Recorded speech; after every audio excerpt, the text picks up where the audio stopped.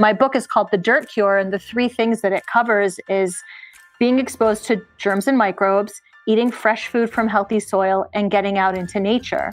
And those three things were each something that I wanted to flesh out because I found that it was so powerful. Like, we've thought for so long that being clean and not dirty was the best way to live. And it turns out that getting out into nature has such powerful health benefits, and getting dirty, actually, and being exposed to all those germs and microbes is critically important for our health on many levels. Welcome back to the Essentially You podcast, all about reinventing your health with safer, cheaper, more effective, natural solutions and powerful lifestyle changes so that you become the CEO of your health. I am your host, Dr. Marisa Snyder. Today, I am so excited that I am bringing on a dear friend and fellow plant-based medicine advocate, Dr. Maya Shetreat. Now, Dr. Maya is one of the most amazing doctors that I know. She is not only a neurologist, but she has been studying plants around the world as an herbalist. She is a functional doctor at her core.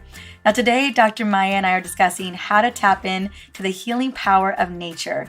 And this is such an important topic because nature is where true healing can be realized for each and every one of us. Clearly, as you know, I leverage the power of plant-based medicine through nutrition, herbs, and essential oils. And so does Maya. But she takes it even a step deeper. And that's exactly what I am going to be bringing to you in this interview with Dr. Maya today. Now, before we jump into this open-minded and amazing interview with Dr. Maya, I just want to take a moment and shout you out. You know how much I love to do that here on the podcast. And I just want to say, before we go into this, don't mind my voice. I know it's been a little bit husky, or what I like to call sexy, the last couple of episodes. That is because I have been on the road, finishing up the book tour, running retreats, and speaking in front of large audiences the last couple of weeks. And I'll tell you what, I just have not had an opportunity to recover this voice of mine. But I am officially home today for the first time in so long. I cannot tell you how good it feels to be home, how good it feels to be doing what I love to do best. Not that I didn't love to do those things, but you know, when you're on the road for too many days, it can just wear on you over time, and it definitely wore on my vocal cords. So I promise my voice is going to recover pretty soon, but it was just an incredible experience to get to meet people one-on-one, to get to hear their healing stories, to get to hear their women's hormone stories, and to get to really understand what you're looking for, not only on this podcast, but also in terms of a doctor. And I'm going to be gearing a lot of these next episodes later on this year, specifically giving you what you're looking for based on the so many conversations that I've had the opportunity of having while I've been on the road most of February and March. So I just wanted to just share that really quickly. Well, let's celebrate. Let's celebrate you. Let's celebrate your wins and your defining health moments. And guess what? There is no better time to celebrate it than here on the podcast on episode 75. Did you know that we're on episode 75? I can't tell you how mind-blowing that is, that you have been listening in, that we are growing with such incredible momentum. You know, since we have launched 2 episodes per week, we have continued to bring on more amazing health warriors every single day. And I'll tell you what, I was celebrating big time earlier this month when we hit 250,000 downloads, because I'll tell you, it came a lot earlier than I expected. We are now way out past 250 downloads at this moment, 250,000 downloads. But I wanted to just take a moment and spotlight one particular listener, and her name is Sarah G. Now, I'm excited to shout out her wins that she just shared on Instagram not too long ago and happened to tag me on it. Now, this is going to probably be one of the best ways to let me know what your wins are, is by sharing them on Insta or Facebook and tagging me to it so that I can read your experiences, I can read your wins, and then bring it on to the show. So let me share Sarah's win right here with you. Here we go. The Essentially You podcast has instantly become my favorite podcast. After Dr. Marisa's Hormone Summit last year, I knew that she was the key to understanding my hormones. I love that she not only shares her favorite topics, but she interviews the most amazing guests. I absolutely fell in love with Dr. Alan Christensen and Dr. Joan Rosenberg. Both incredible episodes that changed my life. I want you to know that I am down 10 pounds and off 3 medications with the advice that I've received from these shows. Please keep it up because we need this more than ever today. Aw, Sarah, you are a woman after my own heart. Thank you so much for sharing your big win. I am so happy to shout you out today. And I am also holding space for your continued healing miracles because I know you've got many more to come. Now, if you are listening, Sarah, I would also love to gift you my Superwoman blend. So just reach out. You guys know how much I love that Superwoman blend. I'm wearing it right now. I've been wearing it for several weeks, over and over and over again throughout the day. And I would love to be able to gift that to you. So just reach out to me on my website, or clearly you know how to find me on Instagram at DrMariza. So that's at Dr. Marisa on Instagram. So fellow podcast listeners, I am speaking to you right now. I would love to shout you out. So you can reach out to me via Insta, via Facebook, or by simply reviewing this podcast on iTunes or whatever podcast platform you plug into. That way I can continue to support more women who are ready to become the CEO of their health. Because let me tell you, I am ready for this women's health revolution. Are you ready? I have a feeling that you are. And the way that we create this revolution, the way that we continue to educate women about women's health care is that we get the word out. We get the word out about episodes and podcasts like this one that's dedicated to women. We get the word out about books that are dedicated to women, like the PCOS, like Healing PCOS by Amy Medling, or Beyond the Pill by Dr. Jolene Brighton, or The Essential Oils Hormone Solution, right? There's such great books out there that are finally coming to the forefront that really open the door for true healing miracles for so many of us women. Now, speaking of amazing women, speaking of a beautiful mission, let's dive into this incredible conversation with Dr. Maya Shetreat. But first, I want to sing her praises. Now, Dr. Maya Shetreat is a neurologist, herbalist, and urban farmer, and the author of The Dirt Cure, which has been translated into 10 languages. She has been featured in the New York Times, The Telegraph, NPR, and Dr. Oz. Dr. Maya is the founder of the Terrain Institute, where she teaches terrain medicine, earth-based programs, and transformational healing. She works and studies with Indigenous communities and healers in Ecuador, and she is a lifelong student of plant healing and all things sacred. So let's jump into this gorgeous conversation with Dr. Maya Shetreat. I cannot wait. Welcome to the Essentially You podcast, Dr. Maya Shetreat. Honey, how are you doing today? I'm great and so happy to be here. I am so happy to get to talk to you. Honestly, anytime I get to talk to you and hear your wisdom and your grounding, loving, just presence is one of my favorite things. I just want to say thank you for that. Oh, thank you. Well, today we are going to be talking about an area of expertise. Honestly, I attune to a lot of this, but this is definitely this is where your mojo shines. We're going to be talking about the healing power of nature. And before we get into like the depth of this conversation and really understanding, right now as we're recording this, I don't know, it's going to go live much later, but it's fall. It's moving into fall. I think the first day of fall was a couple days ago.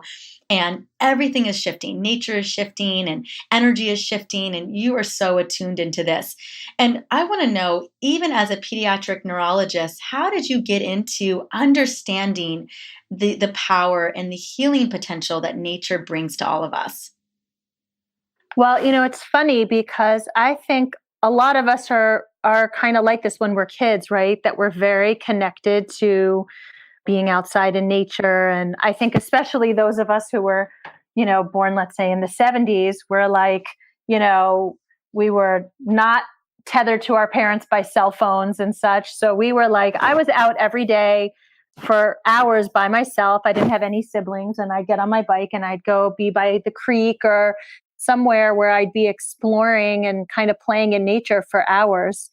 and then I came home when it started to get dark out. So my life growing up, I was very connected to nature. And even though I lived in a suburban area, and I felt very also connected, I was very sensitive and I was very connected to when I saw trees being cut down, I would feel really sad inside. And I sort of started to feel like a very strong connection to like animals and plants and things like that. But as you get older, no one really has time for that, or no one did in my life. And it was sort of like I kind of channeled it into being interested in environmental policy, because that seemed like the serious way that I could kind of show that I was interested.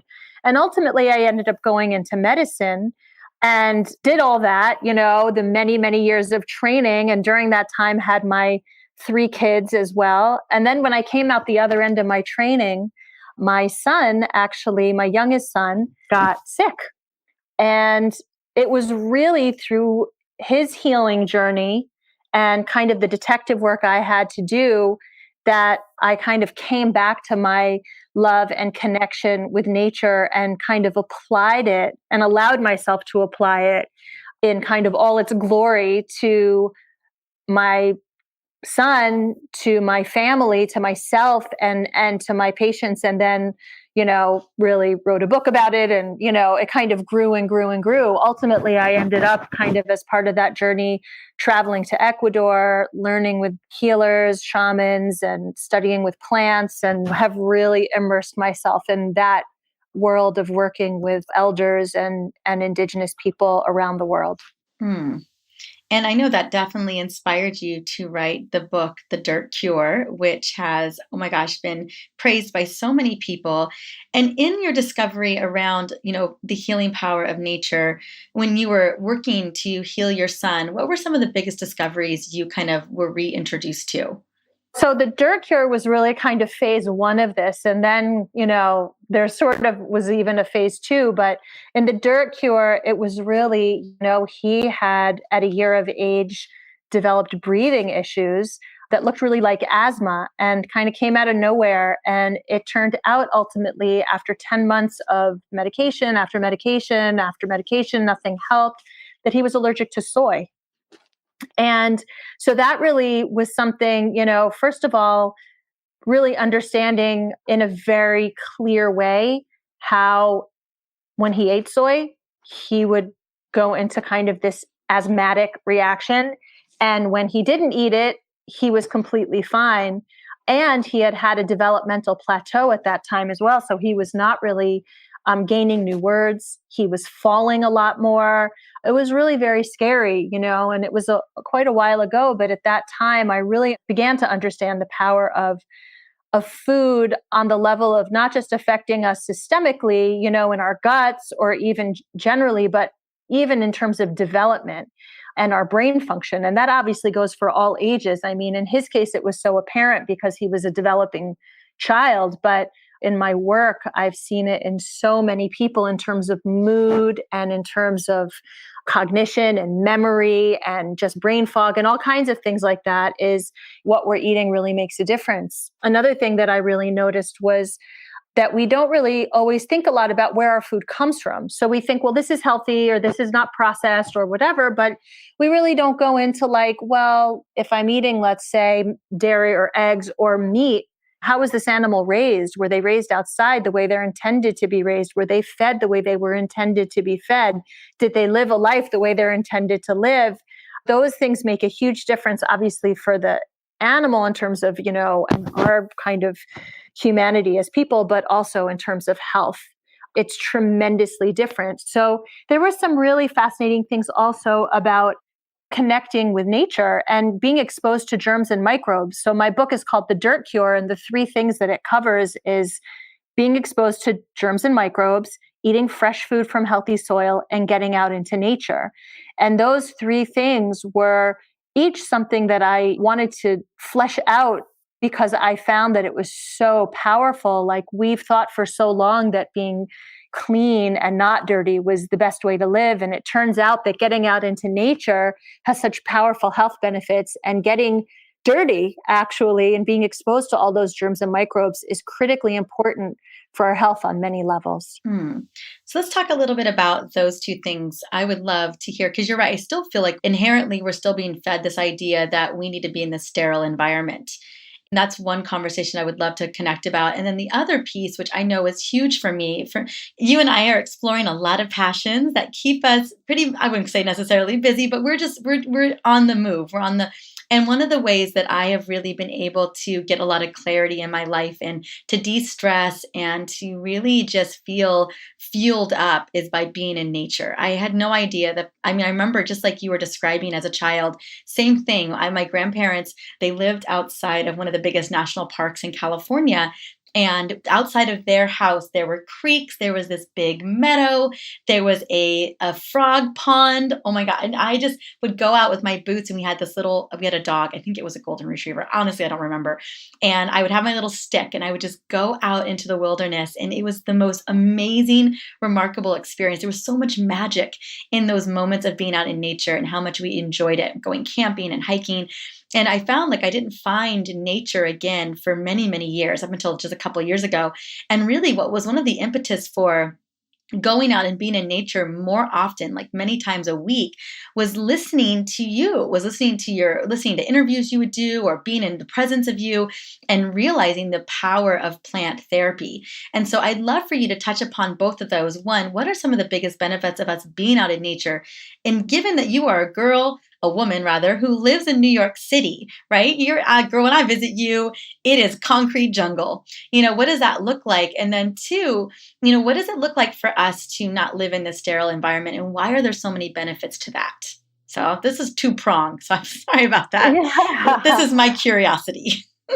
Yeah, but all my favorite topics.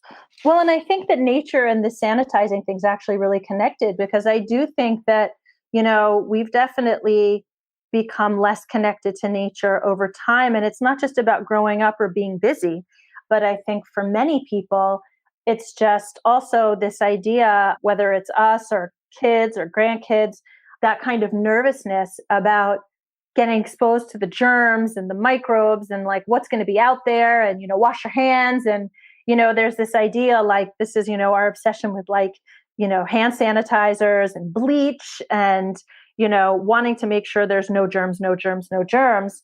And I think that really has, on one level, really kept us, all of us, as families, indoors far more than we might have done, back in the day when our parents cared less, right? On some level, right? I've heard lots of jokes about moms from like the 60s and 70s, but anyway, even the 80s, Maya. Remember like just the little teeny seatbelts we had. It was so different then as it is now. I feel like when we were growing up, we would just roll off for hours on our bikes. Who knew where we were? And as long as we were home, right? No cell phones. Yeah, no way of getting a hold of us. As long as like when the lights went on with the street lights, that's when we knew to go home. That was the indicator. Right. And that actually, so I'm a pediatric neurologist, and a big part of, what I think is about that's really important for brain development is like having that independent time outside as kids, which I, worry a lot about as I see kids kind of from the 90s on really not having that kind of independence outside in the same way, and really not getting to foster in many cases that sense of connection to nature. So like they might be spending a lot more time doing sports, right? On like a turf or something. But anyway, getting to kind of the benefits of, the benefits of nature first of all, it's just that sense of awe and beauty and how much we can learn from the natural world. Really all science is inspired by what we're observing in the natural world. So it's really kind of the root of all inspiration and epiphany. When we separate ourselves from it or feel like it's something to be afraid of or even something to protect without having that deep, personal, immersive connection, we're really limiting a relationship that is actually a two-way relationship where we see nature, but we are also seen by nature and kind of witnessed in a totally full and non-judgmental way, which is something that we really don't have very much in this world. So, from a scientific perspective, I mean, we can talk about things like awe. That actually has been studied, that feeling of awe that we get when we're in places like in the woods or by the beach or, the Grand Canyon. I mean, all these different kinds of places. But in addition to that, there's quite a lot of science that has investigated what it means for us and what it does to our bodies and brains when we're immersed in nature. So let's say an example of that would be something called Shinrin-yoku, or forest bathing. And this is a concept which is Japanese, and it's practiced as a very normal part of culture in Japan, but also in other Asian countries around, where they will just go and immerse themselves in the beauty of the forest. So, because it's widely practiced, it's been studied, and people who go into nature on a regular basis, and that doesn't mean daily necessarily, but when they do it, it's immersive and just kind of bathe in the beauty of the forest. We see that they have better mood, so they're happier, they're more relaxed, they have better executive function, they have better memory and focus, they actually sleep better, they are more creative. In addition to that, there's been physiologic studies, so looking at actual measures in their blood results. And what's been found, many things have been found, like cortisol, stress hormones drop, but also natural killer cells increase, which is actually a good thing. It sounds kind of fierce, and it's fierce in a good way, where it actually helps kind of the non-specific immune system. So it fights whatever might be coming your way that you may not want, and also boosts production of anti-cancer proteins. So actually being in nature helps your body to fight cancer. And so it's like this very profound number of things that really, if you looked, no medication or drug could do all of those things. But nature does that for us, not to mention that sense of joy that many people feel being in the natural world. And actually, there's a study that I just looked at today that showed that running in the woods, going, trail running or jogging, actually reduces anxiety and depression significantly compared to running in the more urban environment, which I do that actually almost every day, because despite the fact that I live in New York City, I actually am very lucky to live in a very green corner, so not the concrete jungle part. And I'm right near a beautiful forest that's right across the street from me along the water. So I have the opportunity to go trail running every day, and I go mushrooming and forage and just really get the experience of immersing myself in the forest on a regular basis. Thank you so much for sharing that. So profound, and I hope it inspires people to get out, whatever. I mean, nature is all around us. And so I'm hoping that inspires. Definitely when we were having conversations a couple of years ago, it was really inspiring to me. And we had made it a major part of our weekly, just going out and being in nature. When we were living in Oakland, we were hiking in the redwoods practically, I wouldn't say 4 to 5 times a week. And now that we're near the ocean, we're always hiking. We'll be hiking later on today. So I just want to say thanks for sharing that. Yeah, I love that. Yes. And I knew that you live close. When I was visiting you, I was hiking in the Central Park. Okay, so we talked a little bit about, what it looks like to just be out in nature and what it can do for us as well. And that connection of kind of removing the sterileness. What I'd love to do is kind of shift the conversation to more of a general question I think people want to understand a little bit more of. And that is, how do plants really heal us effectively? How can we really leverage them in our day-to-day to create some of those big benefits? Well, first of all, I would just say, I mean, obviously, when you're working with essential oils, I would consider you a plant healer, so you are someone who has developed a powerful relationship with plants, because essential oils are very much, essentially they're one part of an essence of a plant, and you are using them in kind of combinations in beautiful medicinal ways. So, this healing power of plants comes in many forms. And a lot of times, people think, oh, well, it's like taking herbs. You have to go and take a pill or take a tincture and alcohol or something with the herbs, like what you would see in like the shelf in Whole Foods. And actually, the medicine of plants comes in so many different ways, and they can be, very pleasurable. Like I would say, for example, like giving flowers to someone is a form of plant medicine, because it's this exchange of something beautiful that's like really filling all your senses. And of course there's a reason that we give flowers to people at times, at kind of these massive transitional times of life, meaning like as a celebration of some achievement, or at a time of grief, or as a way of showing someone you love them, right? Is because it changes how we feel. And that's medicine. That's medicine for us. So it can be that simple, right? As making a cup of tea for someone, making a cup of chamomile tea, or if you drink your coffee every day, because it's something that's like a real ritual for you and makes you feel good in many ways. I mean, I would, just add the addendum, like within reason, because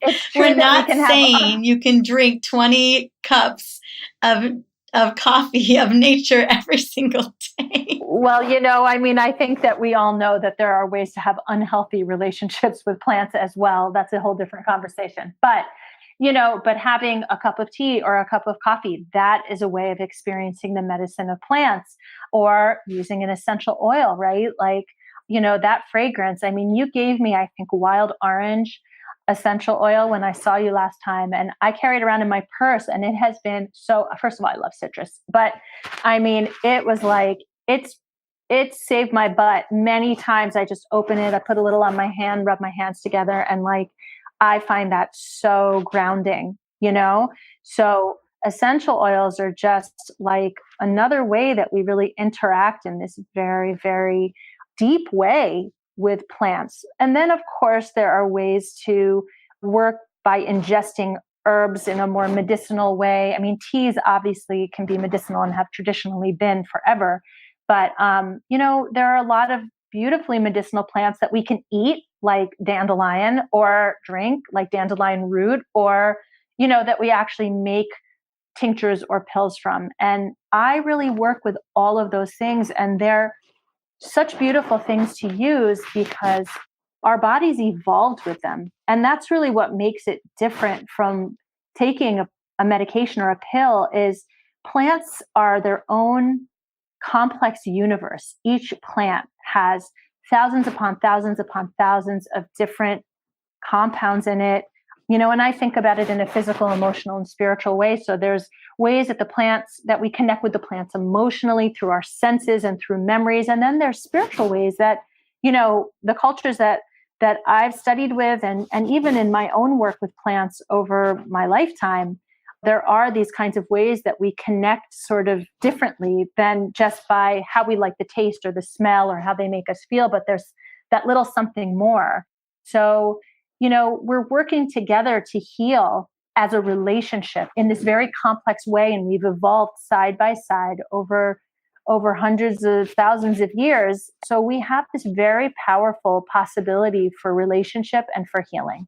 I love that. That is so beautiful. And I'm so glad that you mentioned essential oils. I have my tangerine here, very similar to the wild orange. And it is just the most uplifting and happy essential oil. I just love it. And I've got a diffuser running with oils next to me. And, for me, essential oils, not only do they punctuate so much of our daily life, but they're plant therapy, and we're using those plant essences. And so I'm so grateful that you mentioned aromatic chemical constituents, but then, we can consume them as herbs or as teas, and we consume them. I think one of the most important plant medicine is really how we feed ourselves on a day-to-day basis. I educate and advocate so much about the healing power of plants, that we should be eating a very plant-focused diet, and they should really range throughout our day, the color of the rainbow. And I know that you advocate a lot of really powerful plant nutrition as well. And so I think it is so wise to consider there's so many ways that plants serve us. mean, we have flowers in our house every single week. I have flowers so that when I do videos, people can see them when they're watching my videos and they know that they're a part of that gift that I'm giving, just to have flowers in the background. I send flowers to everybody all the time for all kinds of reasons to punctuate those transitions in life. We had a friend of ours who works on our team whose mother just suddenly died.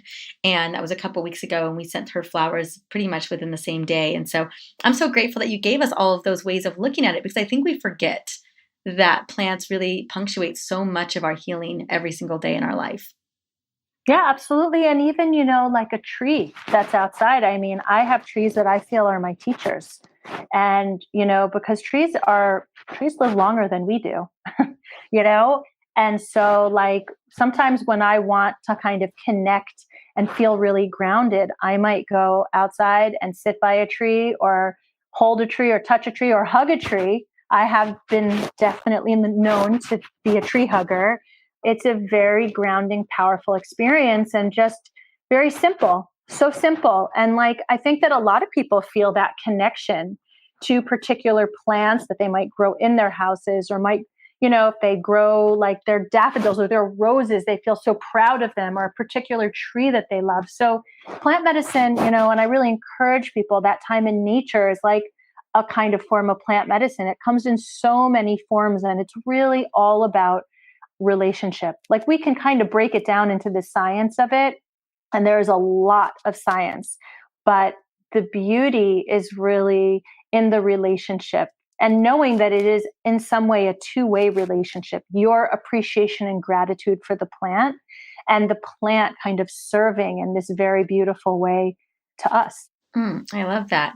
Now, I know that your work has been very grounded in this, and I wanted to talk a little bit about kind of what you've been creating recently, which is the Terrain Institute. And I just love it. And really, from what I understand, is it's really teaching people about ways that our health depends on the relationship with our natural world, with nature around us. So can you explain? I know you've talked a little bit about this connection, but why was this important for you to get out into the world, especially for practitioners to really integrate this in for their patients?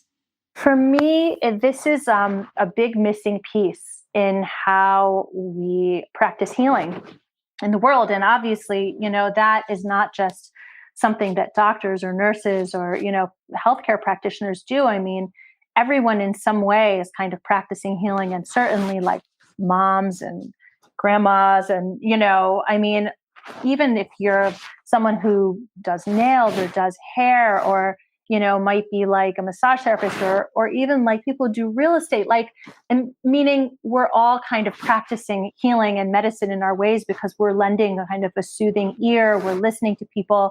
And so one of the big things that I feel we need to integrate into the way we think about healing and being healthy is our relationship with the natural world, and really understanding, first and foremost, how do we show up for that relationship in a good way? Because there's so much gain that we can have. In other words, we can be so much healthier and happier and more whole. Like, what I've really learned is that there's not really a lot of language around kind of our emotional and spiritual health. And I don't mean spiritual in a specifically a religious way, but just kind of like how we feel energetically. There's just not a lot of language around it in our culture, but actually in almost every other culture there is, non-Western culture. And what I wanted to do was incorporate a lot of those lessons that I've learned and how I've applied them in myself, for my family, and for my patients, so that everyone can use them, because they're really very accessible, and they're very powerful, and they're very healing.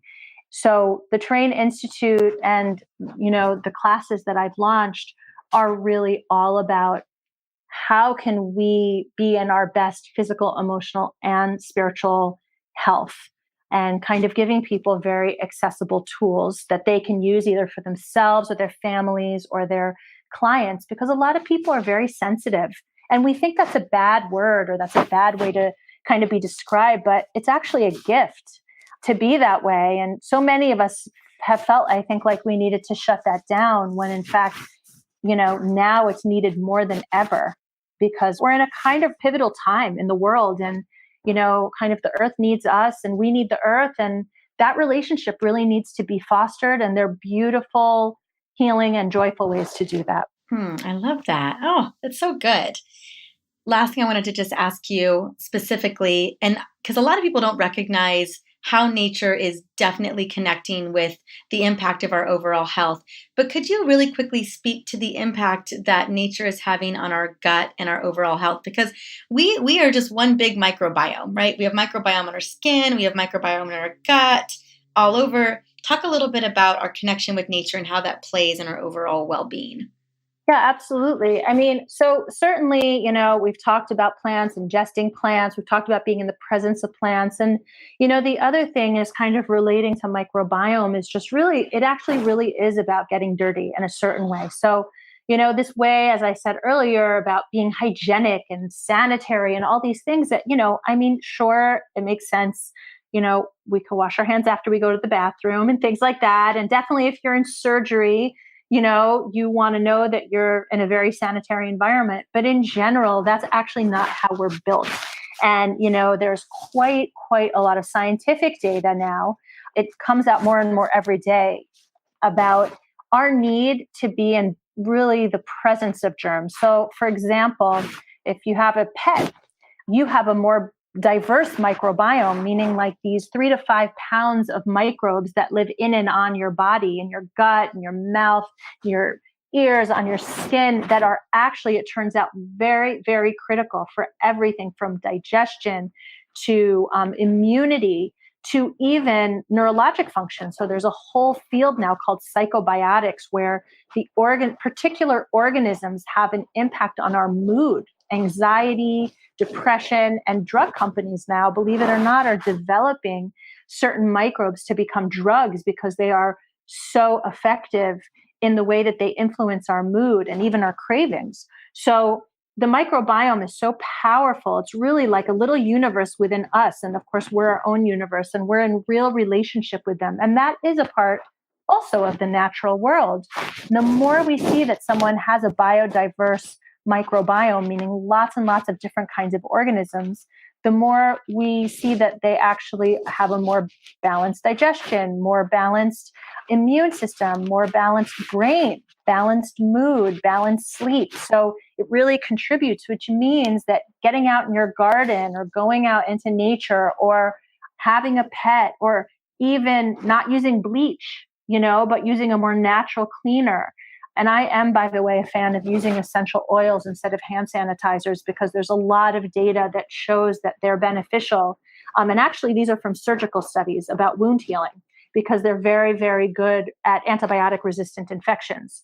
So I avoid things like bleach unless I'm really in a corner, like it's something that I'm, let's say there's like a big vomiting illness going around. I might consider using bleach then, but that would be probably the only time. And even like we've learned that, dishwashers, when children grow up with a dishwasher versus using sponges every day, well, those sponges actually develop some biodiverse bacteria, which we used to think was so gross and bad. Turns out it's actually adding to the biodiversity of our microbiome. And it means that, let's say those kids or we are less likely to develop allergies or autoimmune conditions. So basically, it's all about getting dirty and enjoying that, which is kind of fun, right? Yeah, absolutely. It's fun. Okay, so one last question for you, my dear, and this is, lends to this conversation today, but just specifically, we want to know what you're doing. What is one activity, one natural solution, or whatever healthy lifestyle habit that you do every single day that really moves the needle for you and your well-being? I mean, that's many things, but I would say the most powerful one is really getting out into nature. So that can be, a park. It can be literally, if you're in a city, it can literally be a tree. It could be a house plant. It can be many things. But for me, it's really like going out into the woods almost every day. And on my Instagram, in fact, I post many, many pictures of mushrooms I forage or like, birds I see or just beautiful views of the forest where I run each day. I love that. Oh, so beautiful. And then, really quickly before we go, I know that you've got something for us that is very special. Can you talk a little bit about your Earth Healing Bundle? Yeah, absolutely. So there's a lot of different ways that, we can really feel centered. And, for those of us who really feel like what's going on around us, and sometimes that can be stressful or difficult, makes us anxious or feel just overwhelmed. I put together this earth healing bundle. It's got a meditation I've recorded.